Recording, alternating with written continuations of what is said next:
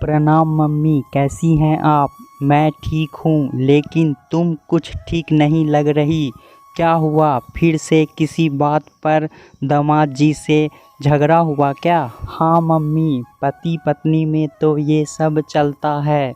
ये रिश्ता ही ऐसा है, कभी धूप कभी छाया।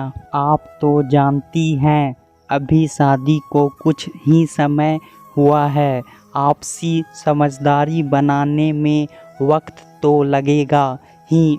आप परेशान ना हों, ये सिर्फ समझ का फेर है, इससे ज़्यादा कुछ नहीं। लेकिन अब सुबह सुबह झगड़ा हुआ तो मूड पर असर तो आएगा ही। लेकिन आप परेशान ना हों, सब ठीक है। कितनी समझदार हो गई है मेरी बिटिया। बस बेटा, ऐसा ही हमेशा समझदारी से काम लेना। रिश्तों में मनमुटाव तो चलता रहता है, लेकिन इस मनमुटाव को रिश्तों पर कभी भारी नहीं होने देना चाहिए। अभी समझदारी से तुम जल्दी ही सबका दिल जीत लोगी, फिर सब ठीक हो जाएगा। चलो बेटा, मैं फ़ोन रखती हूँ, तुम अपना ख्याल रखना। Okay mummy. इतना बोल रोशनी ने फ़ोन रखा ही था कि दरवाजे पर खड़ी सासू माँ अंदर आ गई और बोली, रोशनी, कब तक घर की छोटी छोटी बातें तुम अपने मायके में बताती रहोगी? अब तुम्हारी शादी हो गई और यही तुम्हारा घर है। इस घर की मर्यादा का ख्याल रखो और यहाँ की बातें कहीं और मत बताया करो। तुम शादी करके इस घर में तो आ गई, लेकिन लगता है तुम्हारा मन अभी भी मायके में ही रह गया है।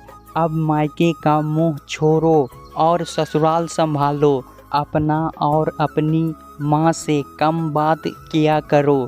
तभी रोशनी की ननद रंजना आ गई तो मनोरमा जी उससे भी बोली, तू भी सुन ले रंजना, तेरी भी शादी होने वाली है। अपनी भाभी जैसी हरकतें करेगी तो घर में हर रोज़ कलेश होगा। ससुराल जाते ही वहीं के रंग ढंग में ढल जाना। जो लड़कियां शादी के बाद मायके से ट्यूशन जारी रखती है, उनका घर कभी नहीं बसता। रोशनी कुछ ना बोली और चुपचाप सुनती रही। ये भी उसकी माँ के ही संस्कार थे। उन्होंने कहा था, अगर सास कभी कुछ बोले तो पलट कर जवाब मत देना, हमेशा उनकी इज्जत करना। रंजना बोली, भाभी, मम्मी आपको कितनी बार समझा चुकी है, लेकिन शायद आप समझना ही नहीं चाहती। अब आप इस घर की सदस्य हैं, यहीं की होकर रहो और हर बात मायके वालों को बताना ज़रूरी है क्या? इतना बोल रंजना चली गई और रोशनी उदास होकर बैठ गई। मनोरमा जी को रोशनी का मायके वालों से बात करना बिल्कुल पसंद नहीं था, लेकिन एक बेटी ऐसी कैसे मायके वालों से रिश्ता तोड़ दे। एक तरफ सास की जिद और दूसरी तरफ माँ का चेहरा याद आता तो रोशनी खुद को माँ से बात करने से रोक ना पाती। इसी कारण कई बार उसकी अपने पति से भी लड़ाई हो जाती। कुछ समय बाद रंजना की शादी तय हो गई और घर में तय हुआ कि रोशनी शादी में मिला हुआ बहुत सारा सामान रंजना को दहेज में दिया जाएगा। रोशनी ने ऐतराज़ किया तो सासू माँ ने फिर कह दिया, मायके से और मायके के सामान से ज़्यादा मोह मत रखो। अब तुम यहाँ की हो, यहीं के बारे में सोचो। और फिर रंजना तुम्हारी बहन जैसी है, उसे कुछ देने में तुम्हें ऐतराज़ नहीं होना चाहिए। तुम्हें तो खुद आगे आकर उसे ये सब देना चाहिए। रोशनी की भावनाओं का वहाँ कोई मोल नहीं था। पतिदेव की तरफ आशा भरी निगाहों से देखा तो उन्होंने नज़रें फेर ली। रोशनी समझ गई कि उसके बोलने से सिर्फ घर में हंगामा होगा। अंतिम निर्णय तो वही होगा जो उसकी सास लेगी, और वही हुआ। रोशनी के दहेज का बहुत सारा सामान रंजना की शादी में दे दिया गया। कुछ दिन तो रोशनी उदास रही, फिर उसने हालात से समझौता करना सीख लिया। शादी के बाद रंजना दिन में कई बार अपनी माँ को फ़ोन करती। दोनों माँ बेटी घंटों तक बतियाती और हर रविवार अपनी माँ से मिलने भी आ जाती। रोशनी उन्हें देख मन ही मन सोचती, काश सासू को समझ आता कि मैं भी किसी की बेटी हूँ, और जैसे वो अपनी बेटी को लेकर चिंतित रहती है, वैसे ही मेरी माँ भी मेरे लिए चिंता करती है। पर वो खुश भी थी, क्योंकि जो सुख उसे नहीं मिल पा रहा था वो कम से कम ननद रानी को तो मिल रहा था। एक दिन रंजना अपनी माँ से अचानक मिलने आई। वो थोड़ी चिंतित थी, दिख रही थी।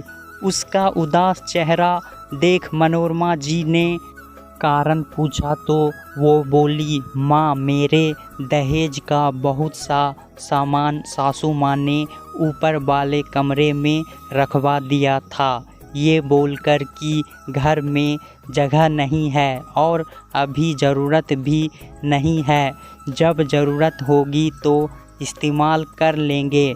लेकिन अब ये तय हुआ है कि वो सारा सामान ननद रानी को दे दिया जाए। जो डिनर सेट और टी सेट पापा ने इतने प्यार से लाए थे, वो भी ननद के दहेज के साथ जा रहा है। माँ, ये क्या बात हुई? ऐसे कैसे मैं अपना सामान दे दूँ? पतिदेव को भी माँ की बात सही लग रही है। आज सामान के लिए बोल रहे हैं, कल को कुछ और मांग लिया तो मैं क्या करूँगी? मुझे लगता है मुझे आवाज़ उठानी चाहिए, लेकिन पतिदेव ने बोल दिया है वही होगा जो मम्मी चाहती है। तो क्या मेरी भावनाओं का कोई मोल नहीं? मनोरमा जी कुछ बोलती, रोशनी बोल पड़ी, दीदी, मुझे माँ जी ने नायाब सलाह दी थी, आज वही सलाह मैं आपको देना चाहती हूँ। उम्मीद करती हूँ कि आप उस सलाह पर अमल ज़रूर करेंगी। दीदी, अब आप उस परिवार की सदस्य हैं, उस घर की खुशी आपकी खुशी है, और परिवार के लिए आप ये छोटे मोटे त्याग देना सीख लो, जैसे मैंने सीख लिया है। इसलिए तो अपने दहेज में आया सामान चुपचाप आपको दे दिया था, और माँ जी ने ही मुझे समझाया था कि शादी के बाद मायके का मुँह छोड़ देना चाहिए, वरना एक लड़की ससुराल में रच बस नहीं पाती। अब आपकी शादी हो गई, आप हर हफ्ते ससुराल मत आया करो, और आप दिन भर माँ को फ़ोन करके अपने ससुराल की सारी कहानी सुनाती रहती हैं।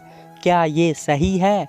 याद है ना, जो लड़कियां शादी के बाद मायके का ज़्यादा मोह रखती है, उसका घर कभी नहीं बसता। रोशनी की बातें सुन मनोरमा जी बोली, ये क्या बोल रही हो बहू? मेरी बेटी का जब दिल करेगा वो तब आएगा। शादी का मतलब ये नहीं कि एक बेटी मायके से रिश्ता तोड़ दे। माँ जी, तो मुझसे क्यों उम्मीद की जाती है कि मैं अपनी माँ तक से बात ना करूं? मेरे लिए और रंजना दीदी के लिए घर के नियम अलग क्यों है? मेरा सामान भी तो दीदी को दे दिया गया था और दीदी बहुत खुश हुई थी, लेकिन अब वही उम्मीद दीदी से की जा रही है तो उन्हें खुद हो रहा है। दीदी के साथ जो हो रहा है अगर वो गलत है तो जो मेरे साथ हुआ वो भी गलत था। इतना बोल रोशनी वहाँ से चली गई। अपने दिल की बात कह देने से आज वो बहुत हल्का महसूस कर रही थी। मन में पल रहा गुब्बारा आज फूट गया था और इसी कारण वो अब हल्का महसूस कर रही थी। अपने कमरे में आते ही उसने माँ को फ़ोन लगाया और उसने ढेर सारी बातें की। उधर मनोरमा जी और रंजना एक दूसरे का मुंह देखती रह गया। ऐसा लग रहा था शिकारी खुद अपने जाल में फंस गया है। मनोरमा जी ने खुद को रोशनी की माँ की जगह रख कर देखा तो उन्हें बहुत बुरा लगा। कहते हैं ना, जब तक खुद पर नहीं बीतती सामने वाले के दुख का एहसास नहीं होता। बस कुछ ऐसा ही मनोरमा जी के साथ था, लेकिन आज वो अपनी समधन का दुख और उनकी चिंता समझ पा रही थी। इस दिन के बाद उन्होंने अपनी बहू को कभी भी मायके बात करने से नहीं रोका। दोस्तों, कहानी कैसा लगा हमें कमेंट में ज़रूर बताएं और पारिवारिक कहानी सुनने के लिए हमारे चैनल को सब्सक्राइब ज़रूर करें। धन्यवाद।